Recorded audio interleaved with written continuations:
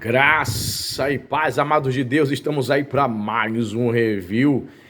Mais uma obra aqui dessa coleção, agora o número 14, né? Leitura do Evangelho segundo João. Evangelho de João, comentário, né? Ele comenta o Evangelho de João.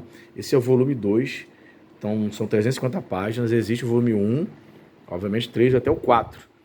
Então, é um comentário de João em 4 volumes dentro da coleção bíblica Loyola, volume 14. O 13 é o volume 1, né? O volume 13 é o 15, o volume 4 é o 16. Eu encontrei, né? O 1 não encontrei, nem o 3 nem o 4, mas encontrei esse aqui, o 14. Fica comigo até o final do vídeo para mostrar um trechinho aí do que ele comenta do Evangelho de João, tá certo? E para você que não me conhece, sou o pastor Anderson Porto, estamos aqui nas internet da vida compartilhando conhecimento. Seja muito bem-vindo, você está no nosso Point Teológico. Pois é, que deixe seu like aí, compartilha. Não é inscrito no canal? Deus está vendo. 2 segundos para você se inscrever aí, só 2 segundos eu vou te dar. 1, 2, pronto, já faz parte da família, não doeu.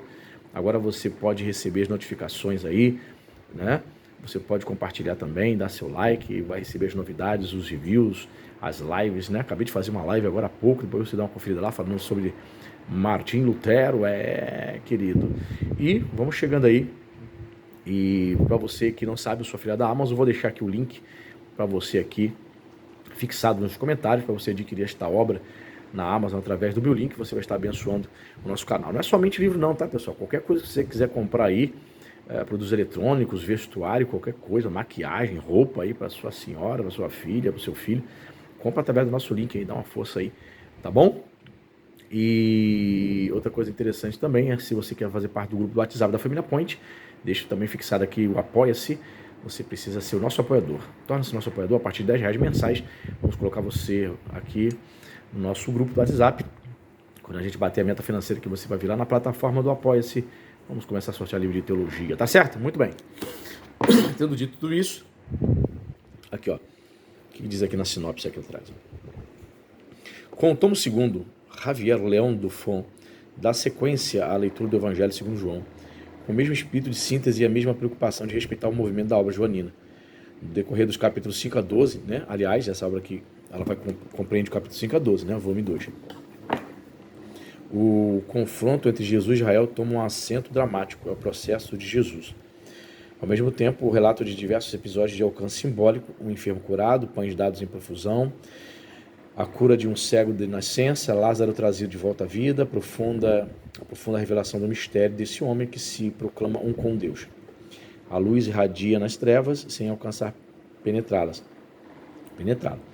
Ela se bate contra o muro da incredulidade. Essa história reflete a da comunidade joânica e, para além dela, diz respeito a toda a humanidade em busca da verdade. As interpretações propostas são originais e abrem o texto a sentidos inéditos. Aqui o leitor reencontrará a excepcional competência exegética e o conhecimento do Evangelho que motivaram o sucesso da leitura do Evangelho segundo João, volume 1. Né? Volume 1, porque esse é o 2. Tá?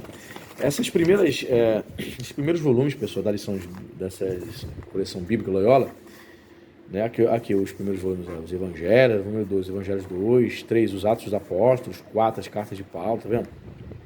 O Apocalipse, né? Eu fiz review recentemente do Apocalipse aqui, tá? No canal.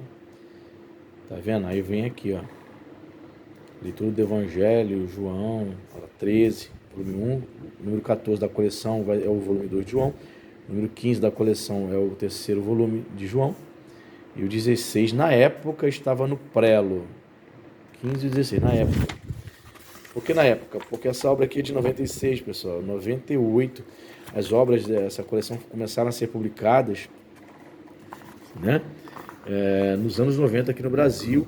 E foi impressa, publicada em 88 em Paris, na França. Littérature de Évangile selon Jean. Cara. Tá vendo aqui o índice aqui? Você pode dar uma olhadinha. Parar o vídeo se assim você quiser. Né? Tá vendo? Só que numa página só aí já fez, já mostrou todo o índice. Em comentários do capítulo 5 a 12. Na conclusão da primeira parte, né?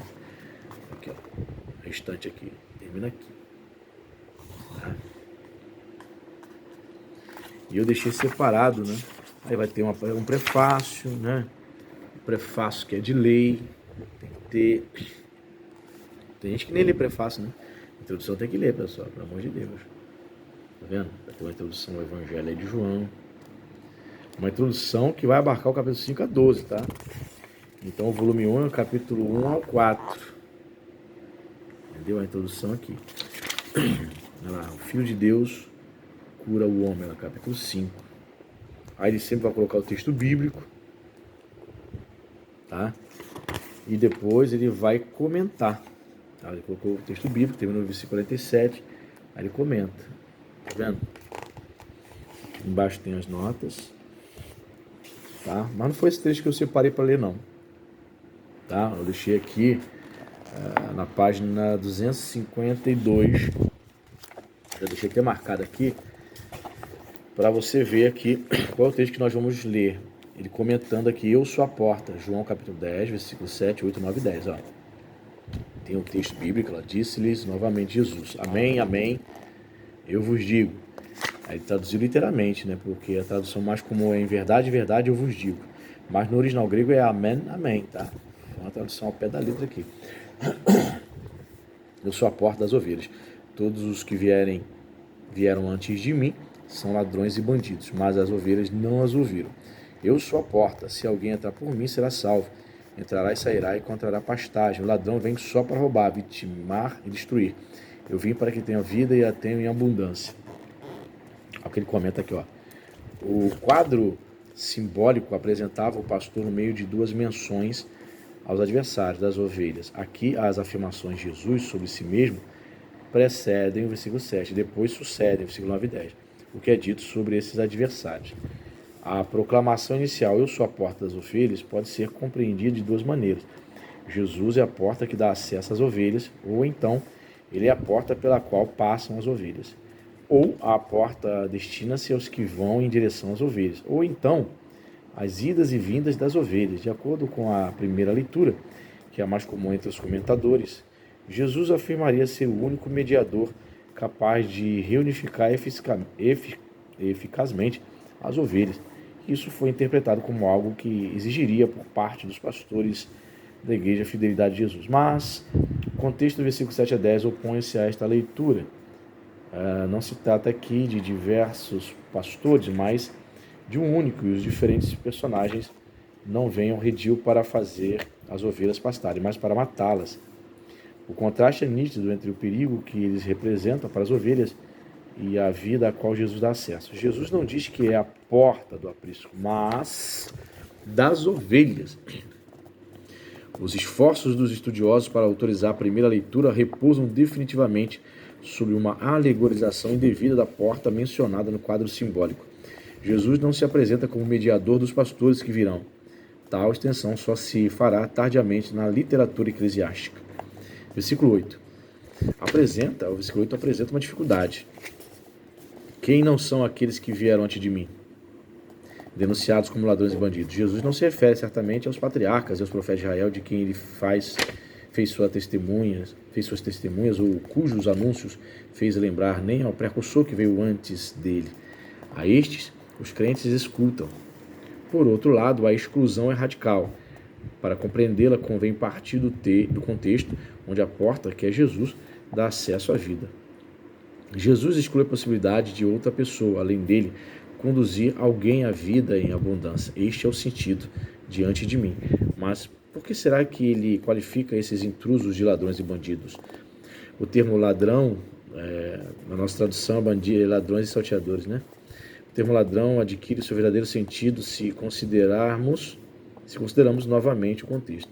Não se trata daquele que rouba de seu semelhante alguma coisa que lhe pertence. Neste texto, o que é roubado são as ovelhas, e elas pertencem ao próprio Deus. Se Jesus as chamou de suas, é porque o Pai las deu. Verso 29. E o Pai e o Filho têm tudo em comum. O ladrão aqui é o ladrão de Deus, rouba a Deus suas ovelhas. Trata-se de tentativa de usurpação. Ora, Deus é um Deus ciumento, dizem as Escrituras. E Jesus sabe bem que seu ardor pela casa do Pai conduz à morte. Vindos para roubar o que é de Deus, Esses intrusos só podem destruí-las. Apólime, que é o termo grego, né? Termo que designa a perda definitiva no sentido espiritual. Exemplo, capítulo 12, verso 25, pelo fato de afastá-las da voz do Filho. Quanto ao verbo vitimar, tio, frequentemente, mal traduzido aqui por degolar, ele convém para um ladrão de Deus, pois evoca a paródia do sacrifício. De maneira inversa, Jesus que se designa no verso 9, não mais como a porta das ovelhas, mas como a porta, simplesmente conduz à vida. A salvação que atinge aquele que passa pelo Filho é representada por meio de imagens. Aqui as notas embaixo aqui. Uma é tributária da metáfora da porta, outra da vida pastoril. A expressão entrar e sair, sem indicação de lugar, significa por si mesma a liberdade de qualquer um na vida ordinária, sendo que a dupla de termos indica uma totalidade. Ela se encontra em número 27:17 com relação ao tema do rebanho, né, do Iavé, tetragrama sagrado aqui. Em nosso texto, ela significa a plena liberdade daquele que crê. As pastagens, símbolos de vida fértil, preparam a abundância, sobre a qual termina o versículo 10, que podemos interpretar como eco do Salmo 23. Esta palavra de Jesus não fala senão diante daquilo que já vimos lido anteriormente. Por exemplo, no capítulo 6, no discurso sobre o pão da vida. Mas aqui foi enfatizada a situação de perigo das ovelhas que poderiam estar perdidas se não houvesse a intervenção do Filho e se elas ouvissem a ele apenas. Aí ele acrescenta aqui mais um trecho, o Bom Pastor, capítulo 10, verso 11 e 18. Ele coloca o texto bíblico, as notas de rodapé aqui, né, de referência, e aí ele começa a comentar. Muito interessante, né? Você pode parar o vídeo aí para ver mais detalhes. Muito interessante. Uma perspectiva importante você ler comentários bíblicos de vários autores. Você vai ter perspectivas distintas. É um teólogo francês, né? Nós protestantes, por fato de lermos mais obras de editoras protestantes, ignoramos totalmente os teólogos franceses e espanhóis, que geralmente as editoras católicas, como Loyola, né, São de Loyola, Paulinas, Paulos, publicam muitas obras de teólogos italianos, franceses e espanhóis, geralmente eruditos, mas também protestantes dessas nacionalidades. Tá certo? Diz para mim aí se você está colecionando esta coleção. Diz para mim se você tem o volume 1, 3 ou 4 aí perdido. Tá certo? Deus abençoe e até a próxima.